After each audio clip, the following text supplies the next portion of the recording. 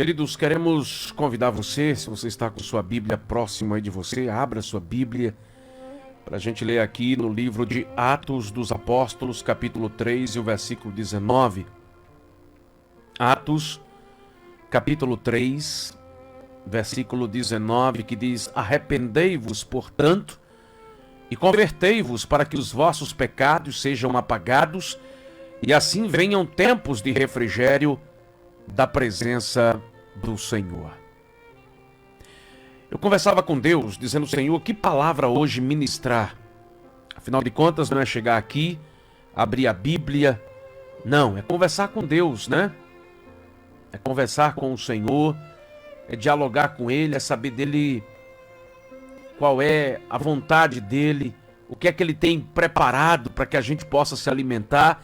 E a palavra que Deus plantou no meu coração é arrependimento. Será que eu e você estamos todos os dias com um coração quebrantado, dizendo: Senhor, eu preciso me arrepender de tanta coisa em minha vida? Primeiro vamos saber o que é arrependimento, né? Arrependimento é a tradução portuguesa da palavra grega metanoia. Já ouviu falar de metanoia? Metanoia em grego significa mudança de mente. E é algo que vem de dentro para fora. Arrependimento não é tão somente tristeza, remorso. Aliás, isso nunca foi arrependimento. Tem gente por aí que chora, que esperneia, que chega o coração a transbordar de remorso e pensa que isso é arrependimento. Mas isso não é arrependimento.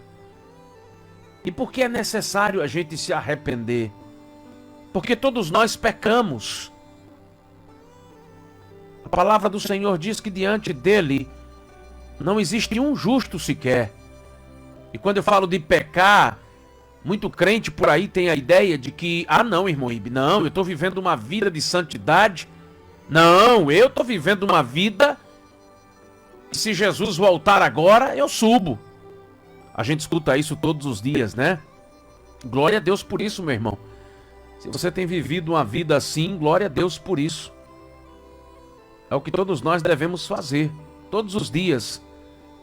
Mas é preciso entender que pecado não está só no campo do concreto, daquilo que as pessoas tomam conhecimento. Olha, fulano pecou, fulano adulterou, fulano roubou, fulano matou. Lembra-se do fariseu que tinha o pecado nessa esfera?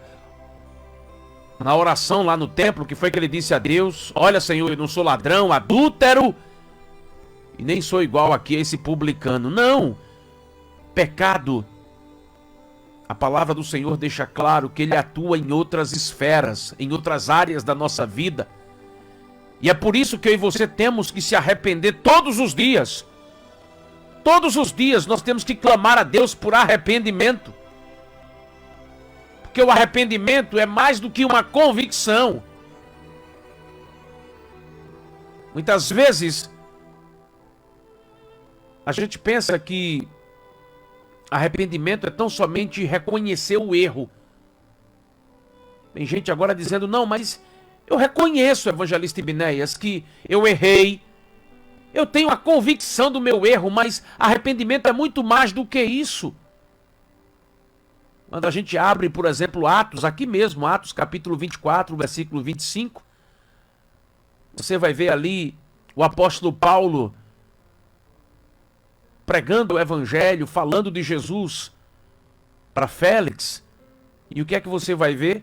Aquele homem sendo confrontado pela palavra, mas a Bíblia fala que ele até teve convicção daquilo que ele estava ouvindo do apóstolo Paulo, mas ele não se arrepende. Quantas pessoas estão me ouvindo agora que têm ciência do seu erro, que estão dizendo: é verdade, o que o pregador está dizendo aí é a mais pura verdade. Eu sou alcoólatra, eu estou nas drogas, eu estou me prostituindo, eu estou no vício da pornografia, eu reconheço o meu erro. Mas e daí? ter convicção do seu erro não significa nada se você não der um passo mais adiante. E qual é o passo? O arrependimento. E arrependimento é mais do que uma confissão de pecados. Você pode até confessar seu pecado.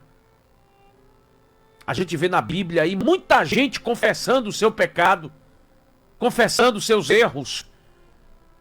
Você vê, por exemplo, Faraó, quando Deus enviou granizo e fogo em cima do Egito. O que foi que aconteceu? O que foi que Faraó disse? Eu pequei. Mas a Bíblia fala que bastou tão somente cessar as chuvas, as pedras, os trovões. A Bíblia fala que Faraó torna a pecar. Porque arrependimento é mais do que uma confissão de pecado. Você vai ver aí Saul, por exemplo, pecando, confessando o seu pecado, mas não passa pela metanoia. Arrependimento é isso, é uma mudança de mentalidade. E por que que eu e você temos que todos os dias se arrepender diante do Senhor? Porque arrependimento é uma mudança de coração. Há quem diga que arrependimento é uma mudança de 360 graus. É dar meia volta no pecado e olhar, e focar, e voltar-se para Jesus. Paulo diz em Atos capítulo 20, versículo 21, que devemos estar testificando tanto aos judeus como aos gregos acerca do arrependimento para com Deus e da fé em nosso Senhor Jesus Cristo. Arrependimento é uma mudança do coração. E por que é que o pecador, e todos nós estamos nessa categoria, mas por que é que aquele que está lá fora no mundo tem que se arrepender e eu também tenho que me arrepender? Porque pecamos por pensamentos, palavras, por obras. Sejamos sinceros, quantas vezes a gente não peca e ninguém ao nosso redor percebeu? A mulher não ficou sabendo, o marido não tomou conhecimento, o pastor não faz ideia do erro que você cometeu. Mas quem disse que Deus não vê? Quem disse que Deus não enxerga? Quem disse que Ele não percebeu, que Ele não olhou e viu quando eu e você falhou? Então é preciso que nesta manhã a gente possa dizer para o Senhor: Deus, eu pequei. Como Davi disse no Salmo 51, quando cometeu o adultério com Batseba, eu pequei. O meu pecado está diante de mim. Os meus ossos se secaram por causa do meu pecado. Mas Davi não ficou só no campo das palavras. Davi tomou atitudes de mudança. Eu e você temos que hoje dizer: Deus, perdoa os meus pecados. Irmãos, isso aqui é muito sério. Eu confesso a você que eu tenho procurado aplicar isso com muita dificuldade, porque não é fácil. Mas eu tenho dito a Deus a cada dia: eu preciso ter atitudes de mudança. Porque pregar o evangelho para aquele que está lá fora, se drogando, se prostituindo, enchendo a cara de cachaça e gritando na cara dele: arrependa-se, é fácil. Mas eu e você temos que, mesmo conhecendo a Jesus, a cada dia dizer: Senhor, eu pequei também, eu erro. Muitas vezes eu falo aquilo que não é para falar. Muitas vezes a gente diz: é apenas uma mentirinha, mas mentimos. Muitas vezes a gente diz coisas que machucam pessoas. E isso traz consequências, isso entristece o Espírito Santo de Deus. E é preciso que a cada dia eu e você possamos dizer: Deus, eu pequei. É chorar, é colocar a cara no chão, é dizer para Deus: Deus, eu preciso do teu perdão. Não é porque eu carrego uma Bíblia, não é porque eu prego o Evangelho que eu sou melhor do que ninguém. Vez por outra, o Espírito Santo está gritando aqui dentro de mim: não era para ter dito isso, Ibe. Não era para ter falado isso, Ibe. Não era para ter feito isso, Ibe. Não era para ter tomado essa atitude, Ibe. Eu, vez por outra, me encontro chorando diante do Senhor, dizendo: Deus, perdoa os meus pecados. Arrependimento é uma das palavras mais usadas na Bíblia. Aliás, arrependimento está lá no primeiro sermão de Jesus em Mateus e está lá também no último sermão de Jesus em Apocalipse. Quando você abre Mateus, quando você abre os evangelhos, você vê Jesus pregando o evangelho do arrependimento. Arrependei-vos e credes no evangelho, porque o reino de Deus está próximo. Jesus estava sempre falando isso nos evangelhos. E quando você abre Apocalipse, você vê Jesus falando com as igrejas da Ásia Menor, dizendo para a grande maioria delas: arrepende-te, arrepende-te. Tanto no primeiro sermão quanto nos últimos, Jesus está falando de arrependimento. Jesus fala para aqueles que não lhe conheciam intimamente, mas vai falar para as igrejas também: arrepende-te, arrepende-te, arrepende-te. Não existe supercrentes. Muitas vezes eu fico bobo quando eu vejo crente por aí querendo ser melhor do que o outro. Muitas vezes eu fico impressionado com a pseudo-santidade de tanta gente por aí que acha que é melhor do que todo mundo. Você não faz ideia, meu irmão, como a gente todos os dias precisamos colocar a cara no chão e dizer: Deus, eu pequei, eu falhei, tenha misericórdia de mim. Você está pensando que tem ninguém bonzinho aqui? Você está pensando que o céu é para merecedores? Ninguém merece nada. O que nós merecíamos era o inferno, e era para lá que a gente estava caminhando, e a passos largos. Mas o Senhor teve misericórdia de mim, teve misericórdia de você, e é por isso que nós estamos aqui. Não é pelo fato de pregar a palavra que eu sou melhor do que você. Quantas vezes eu me pego chorando, dizendo: Deus, novamente eu errei aqui, tenha misericórdia de mim, me coloca de pé. Deus, eu não podia ter feito isso. E hoje eu entendo porque é que Paulo se esmurrava. Hoje eu entendo porque é que Paulo gritava, dizendo: miserável homem que sou.